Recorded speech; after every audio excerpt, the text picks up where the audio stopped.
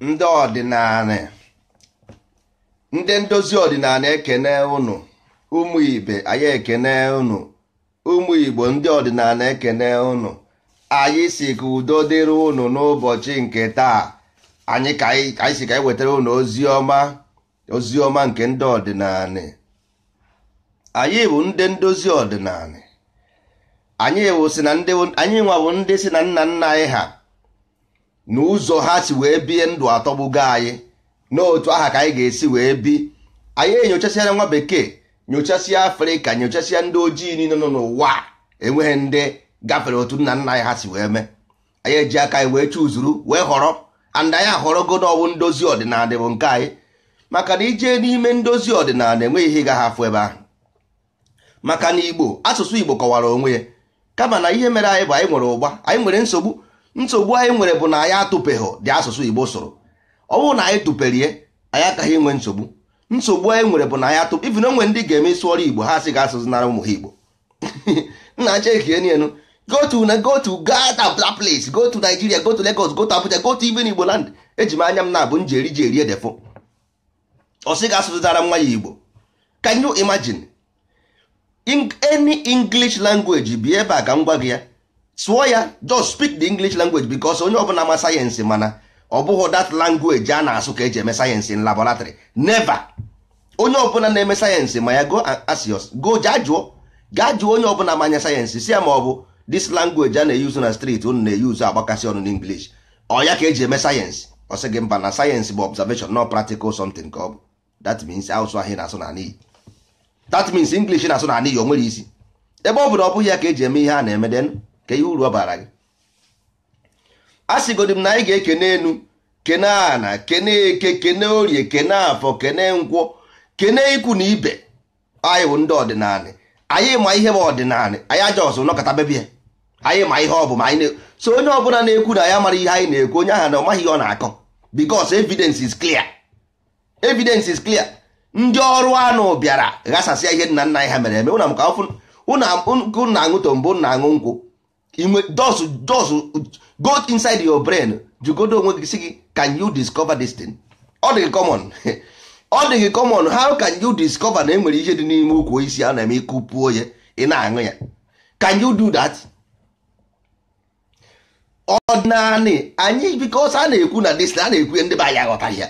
Ọnwụ na anyị mmebe ihe ọdịnala ya, nwanne enweghị ndị ga-aka anyị n'ụwa. Ana m agwa unu nke bụ eziokwu. No, because you indigenous cosmology, the way you see the nature itself. Nna gị, even nwa bekee, most of nwa bekee language was copied from yours. Ọwụghị ihe akpọrọ ya, just ekwuru ihe akpọrọ ya, go to definition. Ichi imude nwa bekee, go to dictionary. If you want to ịchọ ijide nwa bekee n'aka ka nza, otu esi ejide nza, go to dictionary. Hapụ ihe akpọrọ ya, go to definition. Nwa bekee si na na-egwenu ntị o, nwa bekee bịara be anyị jụọ anyị kedu ihe anyị na-akpọ ụwa. Anyị si ya n'ụwa, ọ sị ya kedu ihe anyị ji akpọ ya ụwa. Anyị si ya because ụwa bụ ihe wara awa. Nwa bekee gbapụ ọsọ gbara je na dictionary, then na universe will come out of Big Bang. Big Bang bụ gịnị? Explosion. Anyị na-asị na anyanwụ awana, anyanwụ wara awa. Onye na-afụ anyanwụ, ọ dị ka mgbe neka ụtụgba ka ọ na-adị, ma neka ụtụgba ka ihe ọ na-eme explode, bọtụlụ awana, ụwa awana, nwa bekee agbapụ, so Big Bang. Gịnị bụ Big Bang? Ọ sị ga explosion, then ị mara na nwa bekee abịago were ụwa je dee ya n'English si explosion, because ọ bụrụ na ị na universe ị gaghị afụ meaning. If you go to universe ị gaghị afụ any meaning, but ị gazie to Big Bang ịfụzie the meaning. That is ebe ahụ ka ụwa dị, because nna nna gị gbuwara gahịa complete. Nna gị sị gị na everything came out for explosion. Ọ bụ akwa. That's why if you go to ancient day ị ga-afụ akwa agwọ gbara ya gburugburu. Ekekere ụwa unu asị ọwụ Chukwu. Symbol of ekekere ụwa akwa, because akwa bụ ihe na-awa awa. Akwa ahụ awana. Ihe afụ ekeke yere ndụ. Eke ha were symbol of eke. Akwa bụ ihe na-awa awa, something that can explode. Ingredients wee sie n'ime pụtazie. That universe will union of the verse with rhythm, sound, all the union of rhythm with the universe. And but ị gaghị enweta the meaning n'ime that universe ichi nweta the meaning of universe, go to the big bang. That is ebe ị ga-enwetazi ụwa. Ebe a nke ị ga-afụ ụwa. Nwa bekee anyị were anyị na-egwu egwu na-eti egwuregwu. Ngụ nna nna nna gị confirm everything n'Igbo language. Ndị be anyị chere na m egwu egwu. We don't play here. Onye ọbụla na-amarọ n'ekwu maka culture, o nwere movie. Ke ihe bụ art and culture. I nwere your system of education. Ị na-challenge a civilized world. Ke ihe na-challenge. You are not up to. Irubere Igbo a country. You are not up to. Irubere Igbo a country. You just go and copy a curriculum from nwa bekee. Ke ihe ma curriculum ahụ. What is curriculum? Educational curriculum. Ke ihe ọ bụ.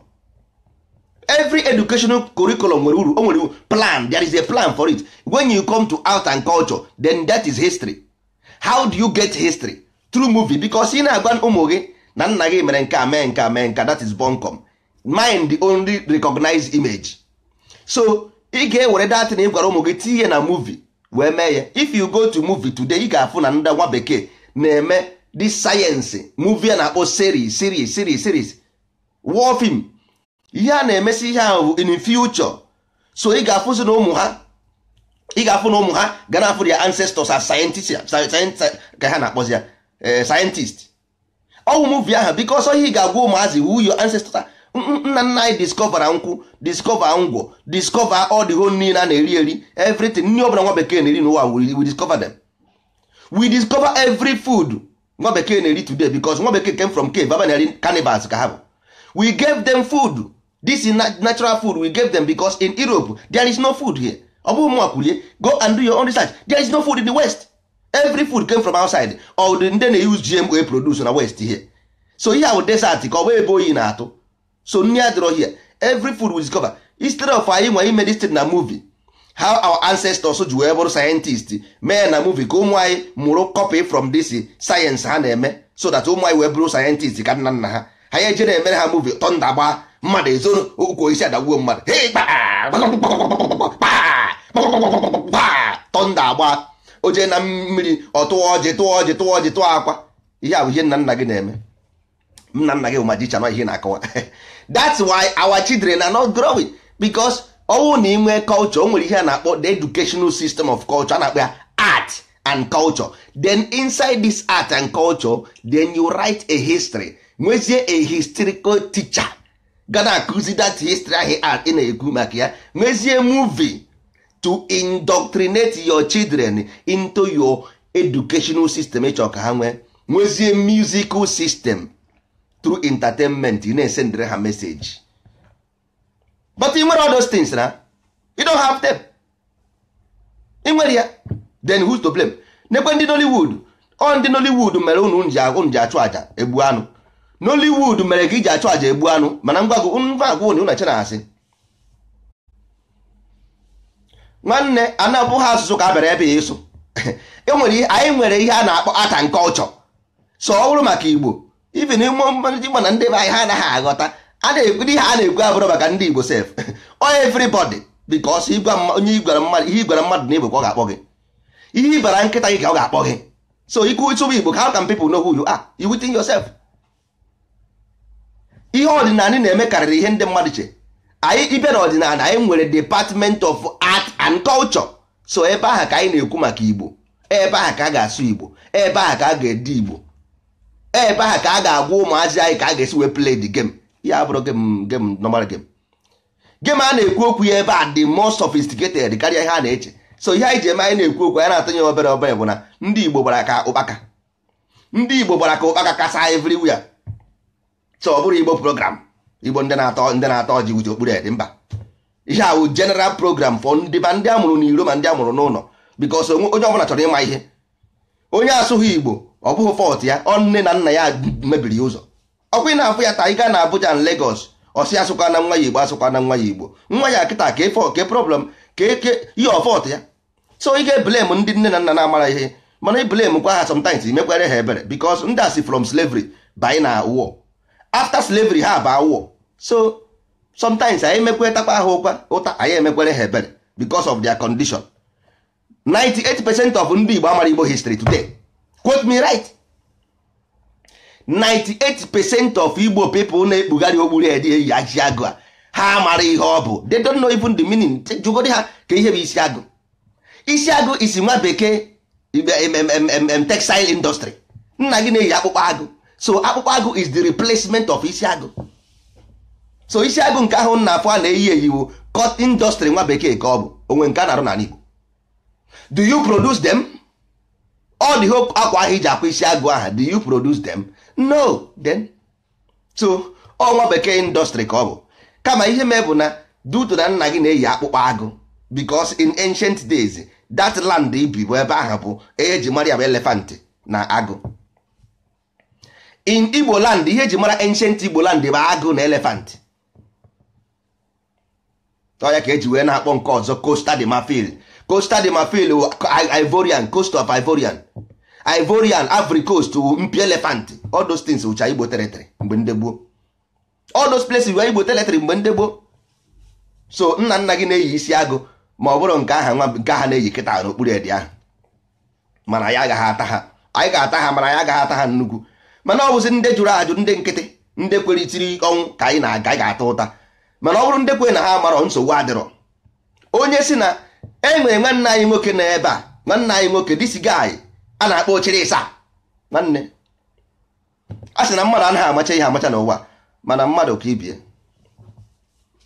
The guy na-agba mbọ, hapụ na akụkọ mmadụ ndị Igbo one na-agba mbọ n'ụwa ka atụgatazi ka atọpe that because emechiri anyị anya. We are under veil. Anyị nọ under veil. Ma e nwere ndị na-agba mbọ ka akụpuo isi iron, akụpuo ya ohube, because every spam nwere information n'ime. Every human spam bụ ordinary information, nothing more nothing else. That's why they are form mmadụ. So nna gị agaghị abụ onye amị, ị bụrụ onye nkịtị. Nna gị agaghị abụ onye amị, ị bụrụ onye nkịtị.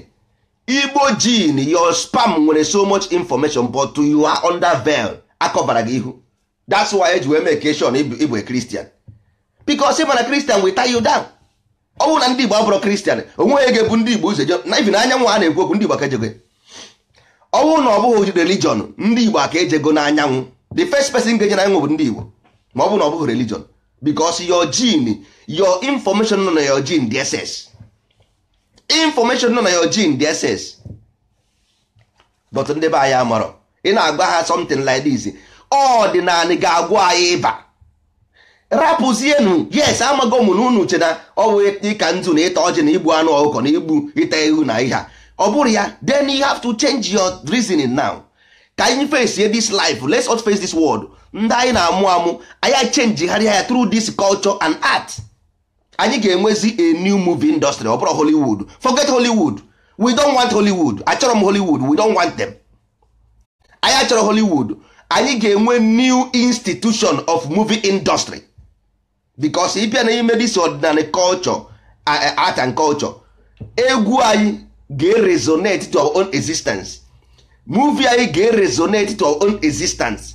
Story anyị ga-resonate to our own existence. Ị gaghị emenwe na Hollywood because that place is already conquered. Ị gaghị emenwe na Hollywood because that place is already empire of its own. Kedu ihe mere anyị ji watch Indian movie? Kedu ihe mere anyị ji watch Indian movie? Chere anyị just na watch Indian movie. Because all cabals, they are cabals. All ha mere anyị ji ya watch Indian movie. Ije na Hollywood na esi abịa tinye destiny.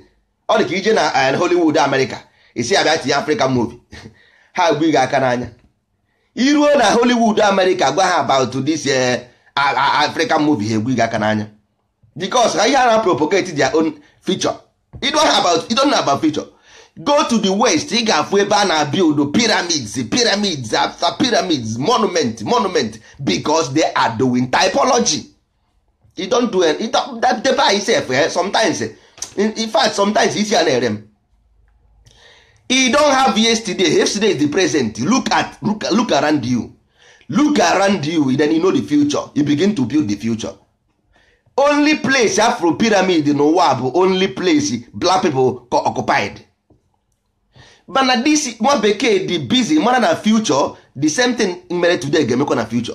So he builds na build pyramid to prepare tomorrow for nwa bekee. Ka prepare tomorrow for nwa bekee, kedu ebe anyị nọ? Where are we? Anyị dị busy na akọ nonsense. kedu ebe anyị nọ?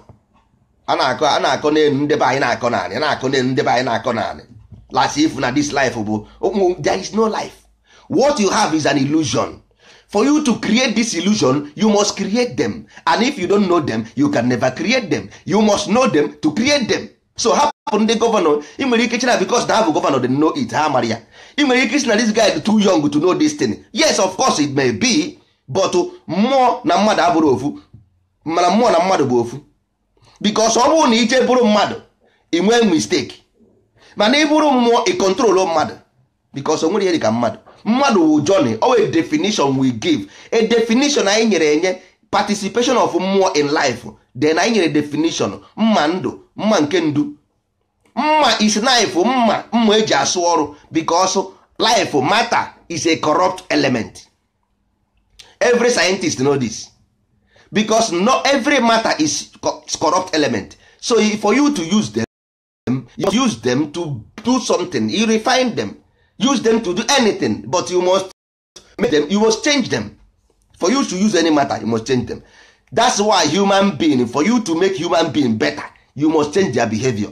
That's why Africa anaghị aga n'ihu. Because ha ghọta ihe a na-agwa gị. Then don't understand that before human being can be good, you must change their behavior through scientific method. Through scientific method, which is education and indoctrination. Because ndị afro that you are incapable, then give you religion. So that they don't have chaos. Then see that you are incapable of reasoning, then give you religion to occupy your mind with nonsense. Ọ bụrụ na ọ bụrụ ya, mmadụ enweghị ike ije mmadụ ibe religion. Onye ọ bụla enye religion ọ nara the religion, ihe o gosiri bụ na incapable. So then gave you this religion, ha nyere gị enye. So ha nyere gị for you to occupy your mind. Because there is nothing like human being. Enwere ihe dị ka human being. All those people who are incapable of reasoning, to control them, to show them a way to live nonsense, just live like animals. Yes, of course. You know how come we give you monthly salary, you chop, we rie nni nyụọ nsị, onwuru ịba n'ụwa. So we give you social. Onye ojii ga na-agba ka ọ nara social otu a, ọma ha na social ahụ na onwe ka ọ na-egbu. Ịghọta? So ụmụ ibe, ọ kara na anyị mma, anyị bụ ndị Igbo, the savior, ndị na-egbo mkpa, we save life. The Africa ga-adị mma bụ ndị Igbo ka nna agụ destiny. Ọnwụ na ọ bụrụ onwe ebe onye ọzọ na-ekwu destiny na-ekwu here, quote me everywhere. Onwe onye ọzọ na-agwa ụnụ ihe a m na-agwa ụnụ and give you this code and break this code for you. N'ụwa pụtara Big Bang, because ụwa bụ ihe na-awa awa. Big Bang. Even the science you hear every day, science. Gịnị wụ science? Sayensi, gịnị wụ nsi? Gịnị wụ nsi? Nsi bụ ihe rụrụ arụ. Gịnị bụ ihe rụrụ arụ? Ihe rụrụ arụ wụ mata. Mata bụ ihe rụrụ arụ, including mmadụ. Ihe ọbụla mata rụrụ arụ. That's why agụ lion can chụọla anụmanụ gbagbuo ya rie. That's why agwọ ma ọ bụ eke ga-ejide nwa ọka amụrụ ọfụ pịa wuo ya rie. Because mata bụ ihe rụrụ arụ, and ihe rụrụ arụ bụ nsi. Sage nsi, unveil the nsi. For you to unveil the nsi, then that is science. And if you unveil the nsi, you have the information to recreate. You become a creator, co-creator by unveiling the nsi, which is the matter. But ndị be anyị, ha agaghị ekwe, they cannot understand. Ihe mere Africa anaghị aga n'ihu anyị, ana m agwa unu every day. All because we don't understand. O nwere ihe ọzọ. Human being can never do well unless you change their behavior. Because onye ka a na-akpọ agwụ, nna nna ya ha sị ọ bụ agwụ. Agwụ bụ spirit, which is mmụọ n'Igbo. Mana mkpọ mmụọ ndị be unu nwere ike iche na mmụọ nke na-atagbu mmadụ. Ịkpọ spirit ama na ihe dị holy. Ịghọtago? Mmụọ bụ agwụ, and the mmụọ is volatile. Is something is unstable. So human being is unstable. So for human being to be benefit to the society, ị ga-change their behavior through the educational system. Education ihe na-akpọ ya bụ art and culture. Ebe a nka history dị. Anyị ga-ede history, ga-modify your behavior, ga-mold your mind to be somebody anyị chọrọ ịbụ. Ọ dị ka factory. Mmadụ bụ factory. Mmadụ bụ factory. Apụrụ ihe ahụ unu na-eche. That's why your land adịrọ mma. Just if you just go to material and go to real. You don't have any industry. and your land is not good and the human being in your land is not good. Mgbe chekie mgbe aha anyị nwere factory na Igbo, our people behave well. You got to go. So ihe ọ na-agwa gị bụ na that ndị agha nọ na our land, those boys and women and everything, their behavior adịrọ okay because anyị lost through the contact. anyị mepụrụ n'ụzọ, anyị esorozie ndị ọrụ anụ na ndị okpuru edi, sorozie ndị ọrụ anụ na ndị okpuru edi. Where are we? Ma ndị ụka rapụzie sayensị nna nna anyị ha mere. Unveil the nature. To unveil the nature you must have the information. Anyị na-ekwuzi na onye ọbụla pụtazi ọsị magic, ya bụ magic enwere culture. Nwata magic abụrụ culture because nwa bekee does it. Nwa bekee does it for entertainment. So mmadụ agaghị apụta na-edu na Facebook na-ede na video si na magic ahụ my culture of ancestor nonsense. Ihe abụrụ anything. Ochiri isa ga-agwara m osiara, this is nothing. Kedu ebe enyi nna ya nọ? This is nothing. Ihe abụ magic, nothing more, nothing else. Because everybody does it. Everybody nwere their own secret information, which is Odinani have it. Igbo people have it. Ancient people have it. Ihe ọbụla ifo na Facebook or na video is nothing. Ihe abụ just to magic. You can learn them how to deceive the illusion. Mmadụ bụ manuscript, manual of life, you see, because life is unpure. For life to be pure, you have to make the life pure yourself. Oya ka a na-agbara mbọ. So to make the life pure for ndị Igbo, that is ọdịnala ka a na-ekwu okwu ya. So anyị awa ụzọ, anyị waa dị ụzọ, ndị na-abịazi anyị n'azụ afụ ebe ha ga-esi. Kịta na enwere ụzọ, inwere culture, inwere philosophy, inwere cosmology, enwere ihe inwere. You don't have any information to move forward. Inwere anything to move forward. That is here na-ekwugo. I'm telling you the fact. Ọ bụ na enwere gwa m, kee your plan for future. What is your plan for tomorrow? Ndị Igbo biko na ana m ajụ unu. Ndị Igbo, kedu your plan for future? Ọ bụrụ just you are a human being, you go to America and take citizen residence, ịmụọ nwa baa ya Onyeka. Nonsense. Ịmụọ nwa baa ya Ifeanyị, that is it. Ije to Gambia, ịmụọ nwa baa ya Ikechukwu. Ije to Spain, ịmụọ nwa baa ya Onyinye. Ihe ahụ rubbish. Ije to Abuja, ịbaa ya Okonkwo. Rubbish. What about the land? Ka hụrụ anyị aha, achọghị m ikwu ya ba nkwu ebe enwere ike ndị use the strategy wee mewu na arụ. Ịghọtago? So ka mma, ka hụrụ ọdịnala. Sọọsọ ihe anyị nwere ike imenwu n'ụwa ọ bara anyị uru ọdịnala. O nwere onye anyị si eje n'ụka. O nwere onye anyị si eje na Judaism. O nwere onye anyị si eje na mosque. Mana nwanne, nke anyị na-epresentịrị gị, ịma nọ n'ụwa ka ị nọ. Ọ bụ nke ka gị mma ịhọrọ. Ndị be anyị họrọ ụka maka na afụrụ ndị ọrụ anụ. They don't want ọrụ anụ. Ndị be anyị ịmana ndị isi ojii never anaghị ya na-akpọ observable truth. Ndị be anyị gara n'ụka maka na ha achọghị ọrụ anụ. That's simple truth. Ọ bụrụ na ọ bụrụ ya, ụka ga-eje nwa. Had it been na this information na-agwa gị now the present na ndị ọrụ anụ emebisi ihe buru wayo jewara, enweghị ihe ga-eme onye Igbo aga n'ụlọ ụka. Onweghị ihe ga-eme onye Igbo aga n'ụlọ ụka n'ụwa. All because of misdirection. They misguided our people and put them into this bondage from fire to frying pan. Ụka was the worst thing because all magic. Because these people nyere gị magic. Ụka, there is so many magic in church. You don't know. That's why in the pastor and the magic, yeah, because they worship magic God. Their God is a magician. But you can never believe it. I don't know. Our people reason so low. Our people reason so low. Uka or magic. That's why they tell you pastors are men of God. Because their God is a magician. If you go to church, mmadụ ada, eme aka otu mmadụ ada, eme aka otu mmadụ ada, emetụ gị aka n'isi daa naanị. A na-emegasị ụmụ magic dị iche iche. Ọ dị gị surprise? Ọ dị gị surprise? I give a testimony. Onye isi, onye ụkwụ gbajiri, onye ngwọrọ eme ya ọga ije. Onye kpuru isi eme ya ọfụ ụzọ. Kedu ụdị ya? A na-ekwu ihe a mgbe ọbụla, a na-ekwu ya everyday, ndị be anyị anaghị aghọta. A na-ekwu oge ọbụla ndị ụka akpọ ha Jizọs hazo n'okpuru bed, akpọ ha na nke ndị na-ata ọjị ma ndị na-aka nzu ọzọ n'okpuru bed. Eziokwu, ọkwa were eziokwu, onye ọbụla matara eziokwu ụwa ya enweghị ike igwe n'ụwa. so wayo gwuru mmadụ n'ụwa bụ na ọ maghị eziokwu. Ịmara ha n'eziokwu onye wayo bụ ị ga-afụ. You can never pray to electricity. You can only on electricity. Ị gaghị ekpenwuru Chukwu. You can only have Chukwu. Ị gaghị ekpenwuru Chukwu. You can only control Chukwu. Ị gaghị ekpenwuru Chukwu. Mana a gwara gị na gị kpere ire ka o mere gị ntị. There is nothing. Ọ bụrụ nwere ihe dị otu ahụ. Enwere ihe dị otu ahụ. Ịbụ mmụọ. Ọ bụ ngwa bụ the mmụọ, the sense organ in your system. Uche gị iche is signal to you to send the signal to that energy, then the signal send back, which is echiche. Then it begins to work.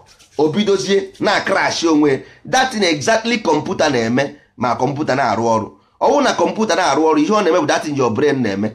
And ọ bụ na ịmaghọ this thing, ị gaghị arụnwu computer, ị gaghị arụnwu moto, ị gaghị arụnwu machine. You must know them and you must believe them, because onye nwa bụ the only way of material science. You must know this thing. Ị ga-amarị ma ị mara ya, ị gaghị emenwu sayensị nwanne. Ị ga-abụ onye okoko bụrụ onye na-agba odibo. And that's simple truth. Emere ihe dịka miracle, because miracle kedu ihe ọ pụtara n'Igbo? Gịnị bụ miracle n'Igbo? Maka mmadụ anaghị ebu nna ya ụzọ amụdị ọkpara. Mmadụ anaghị ebu nna ya ụzọ amụdị ọkpara. Kedu ihe bụ miracle n'Igbo? Because unu sị na Chukwu dị bụ before mmadụ, ọ Chukwu kere mmadụ. That means miracle should exist before everything. So gịnị bụ miracle n'Igbo? Ebe ọ bụ n'Igbo, Igbo was before this English. Ka ihe ọ bụ n'Igbo, ihu na onweghị ihe ọ bụ. Ngozi abụrụ blessing.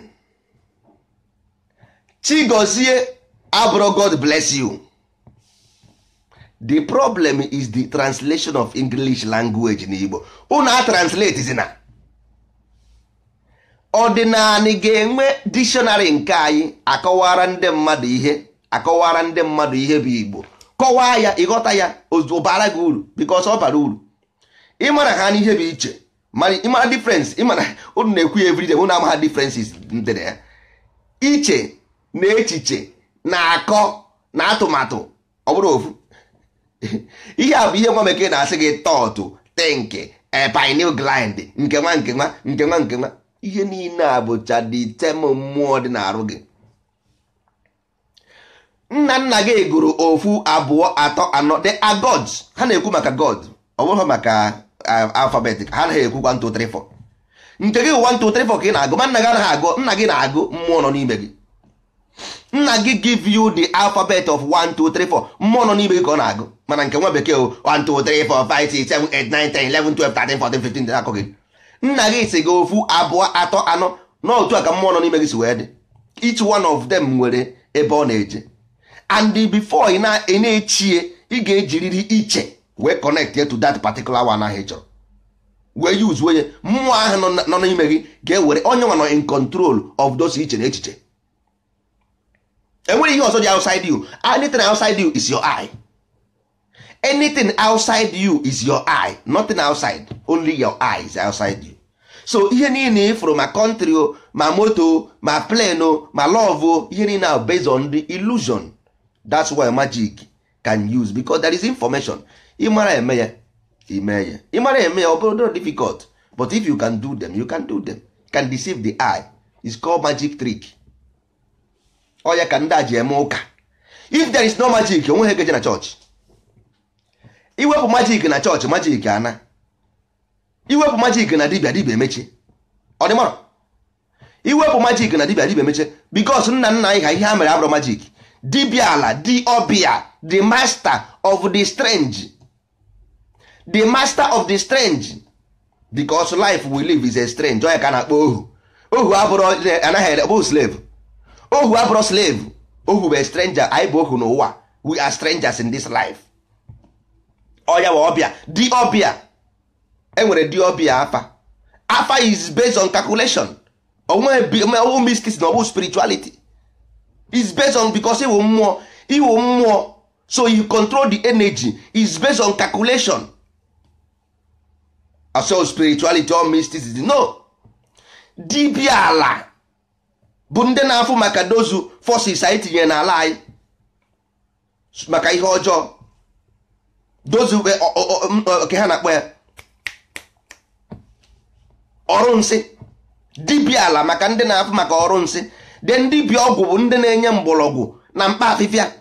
Ọ bụrụ majiki, ọ dịsị majiki kem ọwụtụrụ nwa bekee na Nollywood ma Nollywood na nwa bekee kpara atụrụ atụmatụ paalụ wee nye ụnụ dịsị ndị na-aka ọjị na ndị na-achụ aja egbuchisi ụmụ anụmanụ. Unu gbuchi ụmụ anụmanụ dị n'ala Igbo mara nke anyị ga-ezu. Unu gbugide dịsị anụmanụ agwụ mara ihe unu ga-eme. Gbugide ọkụkọ gwụ, ewu ugwu ma efigo mma mazi ma efigo nga na-eji eme ihe ha efi 300,000 ka ị ga-eji wee mee ihe nwa. Nsogbu adịrọ. Ọ bụrụ na ịma the consequence of igbu anụ, ịmara the consequence of igbu anụ, ịkwụsị igbu anụ. Ịmara the consequence of igbu anụ, mana ihe na-eme ndị Igbo, a na-agwa ndị Igbo something, a na-agwa eze onye agwara m ama na obodo na-akpụ naanị. Ọ dị gị surprise, o nwere onye, nobody hated you, o nwere onye kpọgasị because you don't understand the business. You don't understand the business. That's why ị ji ata ahụhụ. O nwere onye kpọrọ gasị, nobody hated you, but you walk yourself into the enemy's domain. You walk yourself into enemy's domain because you don't understand. And if a na-agwakwu gị agwa, ị gaghịkwu ege. Anya hụ nsogbu ndị Igbo ọ bụ na had it been na onye Igbo na-anụ ihe, onye Igbo ma ezigbo ihe, ịma na because of na the fastest atom generate the fastest vortex. Ịghọtago? So due to na onye Igbo nwere information, enough information na arụ ya, o ji ime ihe ọjọọ o mewa gị ọjọọ, o ji ime ihe ọma o mewa gị ọma. Mana the problem bụ na ihe elesịrị gasị ihe ọma abụrụ ihe ọma. Ọ bụ deceive, all based on Christianity. Ọ bụrụ ihe ọma. Christianity enweghị ihe mere ihe ọma. Enweghị eme Christianity ihe ọma, mana ndị be anyị chezi na because of na ọ na-eme under Christianity na ọ bụ ihe ọma. Ọ bụrụ ihe ọma. Onye Igbo wee iwe now due to na the element in the system dị too much, iwe ahụ hapụta ife.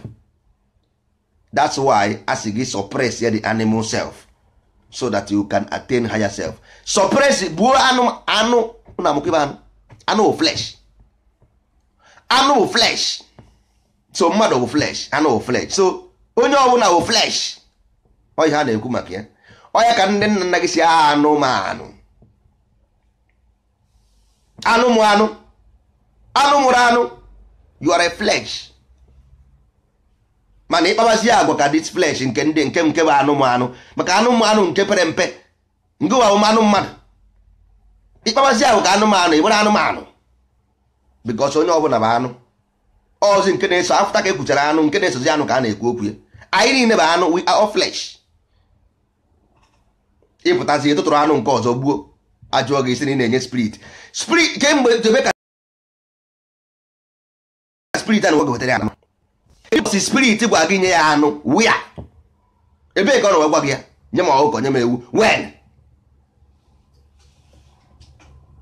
Because nna gị na-eme, because my father my ancestors did. Who is your ancestors? Onye gwara gị? Ichere enwe mgbe ndị ochie na-adịrọ. Amrọba dị bụ since ụwa. So nke onye gwara gị na this time that man na-eme bụ not the right. Who told you? Kedu onye gwara gị because no na-eme ya? My father did it, my mother did it, my ancestor did it. How do you can that is the most stupid something mmadụ ga-eme n'ụwa bụ ịnọkọta nọọsụ ọ na-enye mmụọ something. The most stupid mmadụ nwere ike ime n'ụwa bụ ọ na even mmadụ isi na-enye Chukwu ego na church as well, giving sacrifice because ha kpọrọ ya sacrifice. Ha kpọrọ ya sacrifice na church ị na-enye onyinye. Gịnị bụ onyinye? Donation, sacrifice, all the same thing. You are giving money to God. Ebe ka ifuru ya? Ebee ka ifuru Chukwu ị na-enye ego mmụọ ndị ụka biko ndị na-egbu ọkụkọ? Ebee ka ifuru mmụọ ị na-enye ọkụkọ? Wia osi ya na-enye mmụọ ọkụkọ. Mmadụ edisivus n'onwe ya.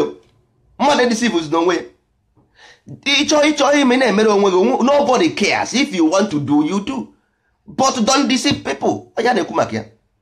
Our people are in bondage today simply because they don't understand the life we live. Ha ghọtara ya. So ihe na-akọwara ihe ya bụ the simple reason the simple reason ndị Igbo ji ata ahụfụ because we don't understand, because anyị nwere program. Igbo nwere program. Igbo nwere program. Ihe a na-akọwara gị now, ọwụ na-eme na movie, this our ideology, anyị tinye na movie mee ka nna nna anyị ha si wee gbuo akwụ, si wee discover anyị gbuo akwụ, discover anyị te mmanya, discover anyị te ngwọ, discover ka esi mkpụrụ isi ya niile anyị na-ata ka ha si wee bụrụ medicine, ma trees niile anyị na-use ka ha si wee bụrụ medicine. Etinye na movie, tinye na comic, tinye na cartoon. Nwanne nwa ọbụla jiri this kind of ideology to oto ha na ọ bụrụ a scientist automatically, but ị nwere ike support with this kind of thing. Ị gaghị emenwu ya. This kind of thing nyere gị future, ị gara eme ya. Onye gara na ya adị na-asị nna ka ha mebe ka mfụnụ ka ọhịa ị ga na-ekwu. Ịghọtago? Mbosi mmiri mabazie gị ịchọba ebe ị ga-agba eje, ma mbosi tren pụọ isi na tren ọ pụọ na isi. Ọ bụrụ na e nwere ebe ọzọ n'Afrịka ma Europe a na-akọwara ụnụ na-ekwe ihe na-eme, na-ekwe solution ya, nwanne, without controlling the mind, nwere ebe ị na-eje ịchọ itinye ego gị. If you don't possess the power over the mind, you are not going nowhere. Not today, not tomorrow. Gwa m one single Igbo politician, leader, media nwere this kind of information. Kedu ebe ọ bụ? Ọ unu nwa sef kwesịrị ị na-ajụ anyị kedu ihe a ga-eme. Ọ bụ unu nwa kwesịrị ị na-ajụ anyị nwa, nna nwanne, how do we bring this thing to the forefront of the public? Ọ bụ anyị nwa kwesịrị ị na-ekwu ya. Ihe niile a na-ekwu ebe erugide movie, orugide comic, orugide cartoon.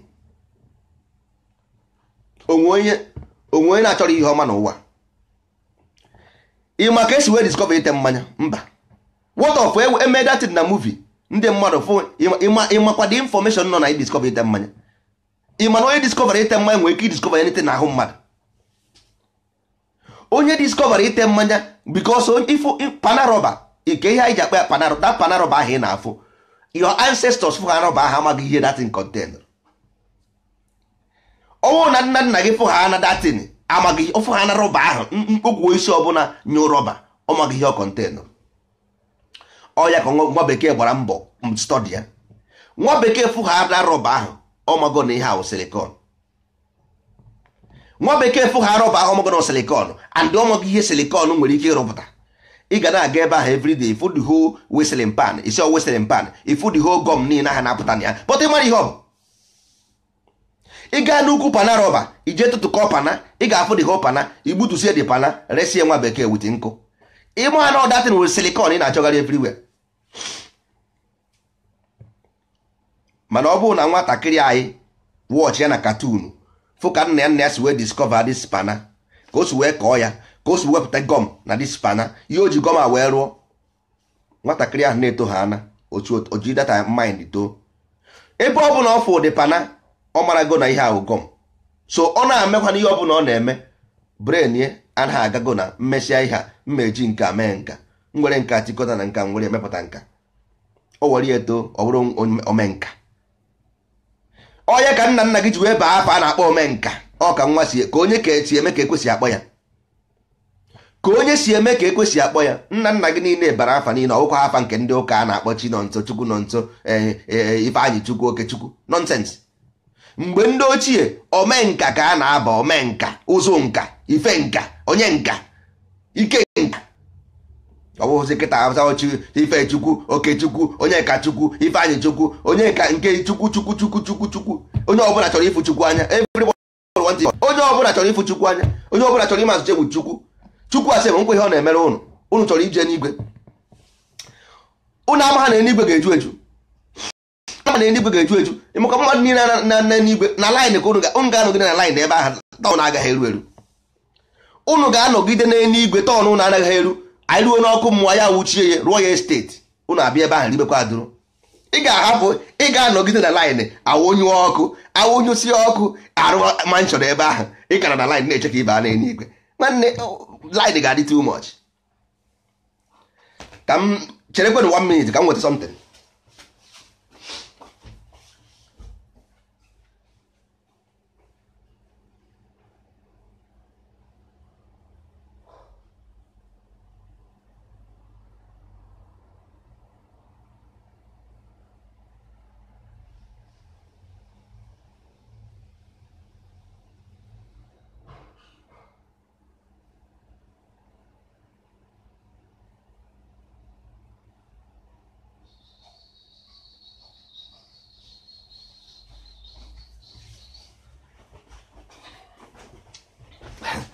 ụmụ ibe unu ga-anọ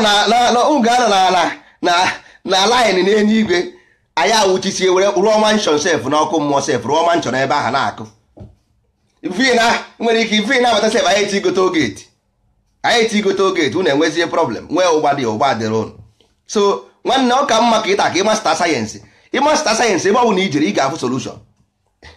If you master science anywhere any situation ọ bụla enwere n'ụwa you must have a solution because you master the nature. Ọ ya ka na-akpọ diobia bụ those who master nature.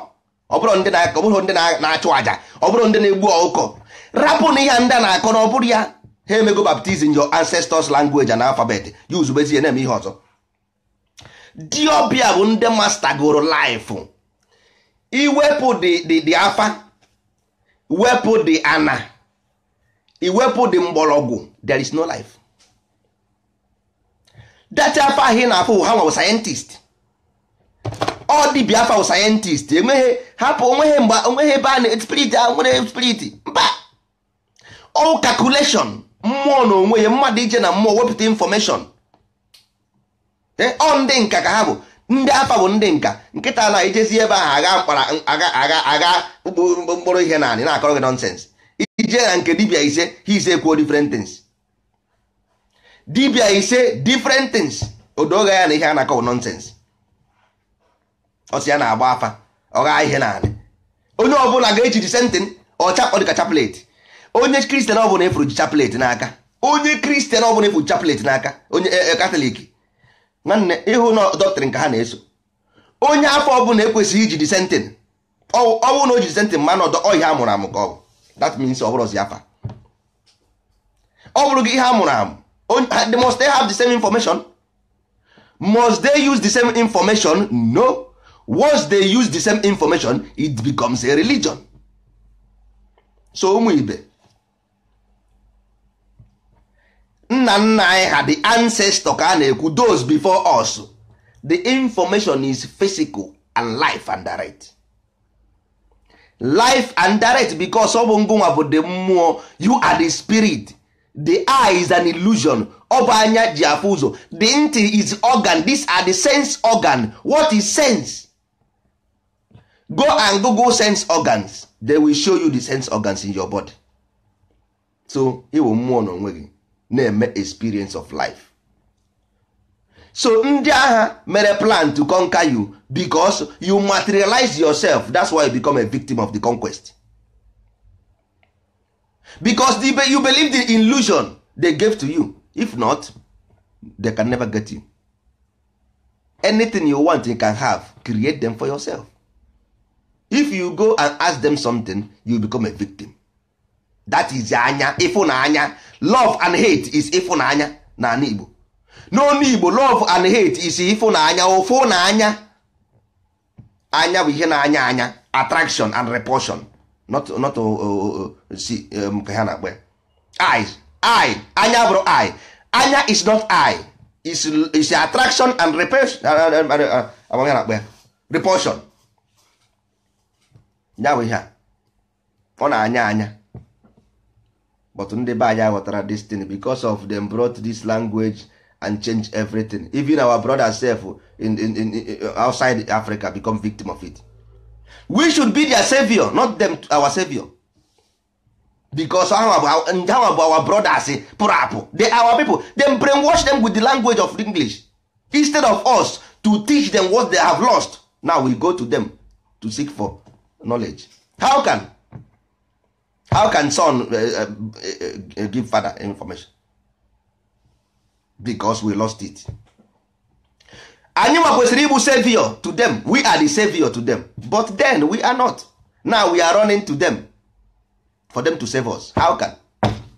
Onye wepụrụ afọ ya, then took away their name, then took away their language, then took away their mother tongue and gave them nonsense. OG is not black.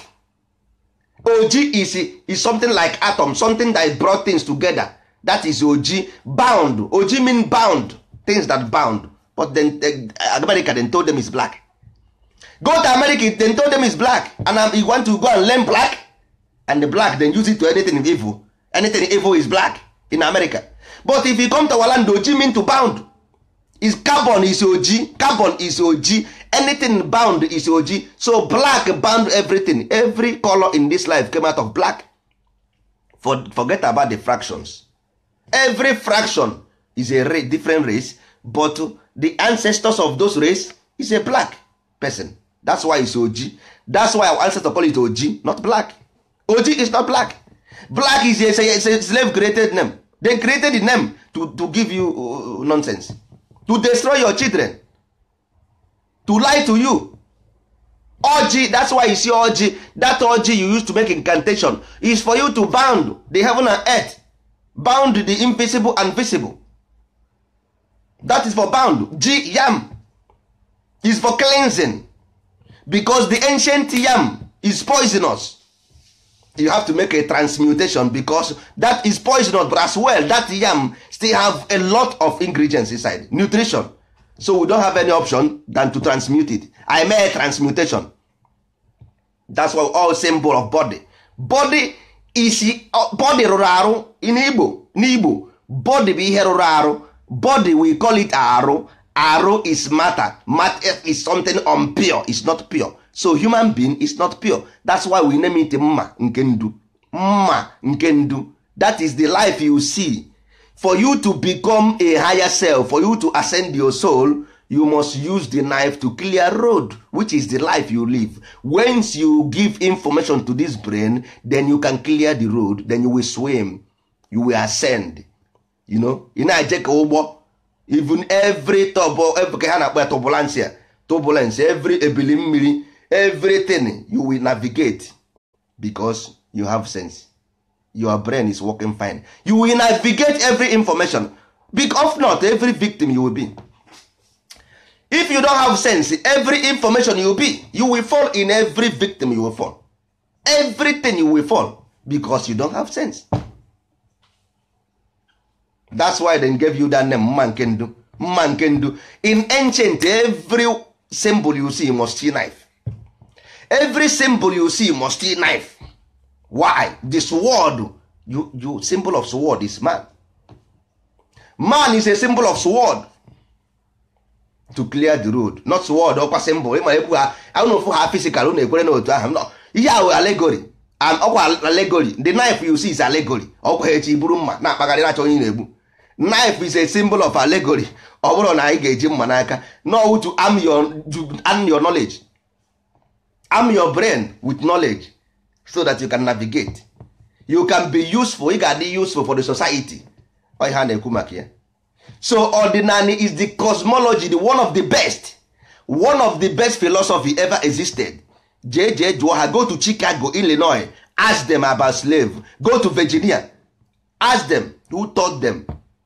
Onye gwara ha na inu onye biri ibe ya biri. Who taught them about morality? Onye gwara ha na mmadụ na-ebi ndụ n'ụwa bisia ndụ ọfụma na ọ bụ nna nna ha gwara ha. Because ndị ahụ ndị ara, they are mad people. Ha na ebe ọbụla ha pụtara egbusisie ndị mmadụ, egbusisie ihe ọbụla ha fụrụ egbu. Mongols, ebe ọbụla ha fụrụ egbusie anything ọbụla across them then kill. Now we make them who they are because I the incapable of giving ourselves life. That is the problem. Nobody is doing you anything. What you use is illusion. If we see now, if you close your eye, all this pain goes away. If you give a newborn baby, why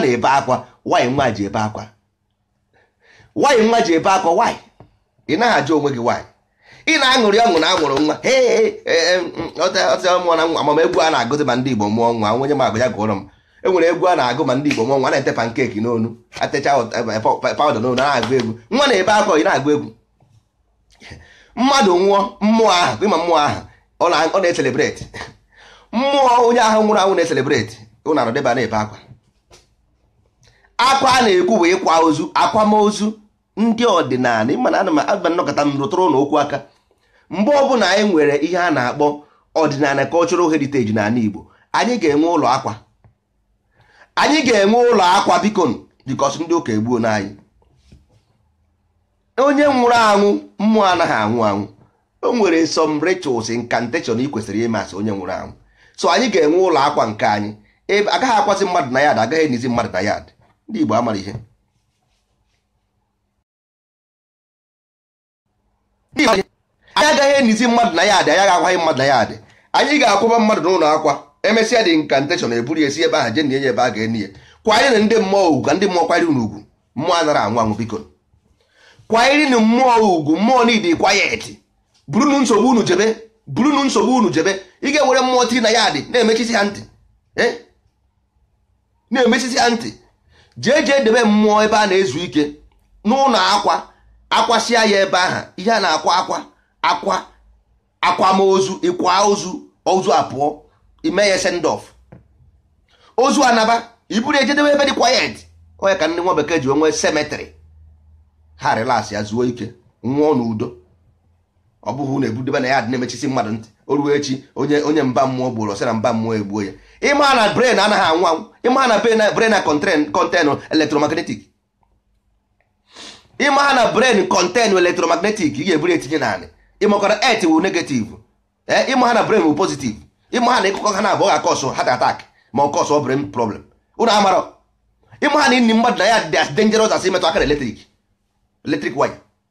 Unu ama na inni mmadụ na ya dị is as dangerous as imetụ aka na electric wire.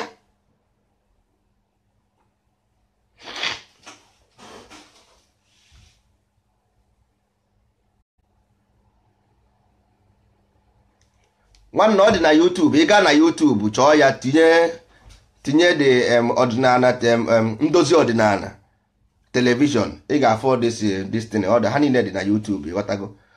So ụmụ ibe, okwu anyị taa ga-eru n'isi njedebe. Atụmatụ anyị, ihe anyị na-eme buru ibu. Ọ bụ ọsụsọ na anyị na-ekwu ebe a, nke anyị na-agbasara ụlọ ozi bụ nke unu ga-anụnwu, mana ihe a na-eme buru ibu. Anyị bụ ndị ndozi ọdịnala, anyị na-eme ka ọ dịrị ndị Igbo na mma. Ọkwa na iburu ụzọ ịka ya aka iwe nwee ebe ị na-eje, and anyị aka anya ejebene. So a sị m udo dịrị unu ebe ọ bụla onye nọ. Ka Chukwu gọzie unu, ka eke kere ụwa gọzie unu. Eke kere ụwa, ụwa bụ nke ahụ nwa bekee si ọ Big Bang, hapụ ihe ha, universe rapụfa. Eke kere ụwa, ụwa ọkwa na-asị anyanwụ awaala. Anyanwụ awaala, ịfụ anyanwụ ị na-enye anya ọ dịka star na-ashine. Knockout gba aka ihe ọ na-eme explosion. Asị nwere explosion somewhere else. So ya bụ ụwa biko. So ingredients nọzi n'ime ụwa, ọ ya bụ ihe a mụ na gị na-eme ebe a. Asị m udo dịrị unu ụmụ ibe. Ọdịnala biko bụ na ọ bịago. Ọwụkwa nke ndị ọrụ anụ, hapụrụ ndị ọrụ anụ ka ha kọrọ akụkọ ha jebe. Nsogbu adịrọ, hapụrụ ha ka ha na-eme ihe ha na-eme. Ha amarọ, ụnụ ata na ha amarọ. Mgbe ọ bụ omeruo ebe ahụ, they will join. Don't worry yourself. Ha ga-ajoin because ọkwa na iwu ụka na-ewe ha. Iwu ụka na ịma ndị ụka na-akpasu mmadụ iwe. Iwu ụka na-ewe nda. So ha achọzi ije ụka kama ha ga-eje ụka kama ka ha bụrụkwa isi arụsị. Ịghọtago? So ha eburuzie ite ọgwụ ma ihe a na-akpagharị. Nsogbu adịrọ, leave them. Ọ bụrụ na emeruo ebe ahụ, they will join the chorus. So ụnụ ata na hapụnụ ha kama gwana ha na ihe a na-atụ ụmụazị egwu. Ha mara amara because ha bụrụ ya ntị na Facebook were ọbara gachasịa ya, ụmụazị na-arọ nrọ, ha anaghị arahụ ụra. Biko nụ gwana ha ebeziri ebe ụmụazị nọ. Ha sị m udo dịkwara ụnụ.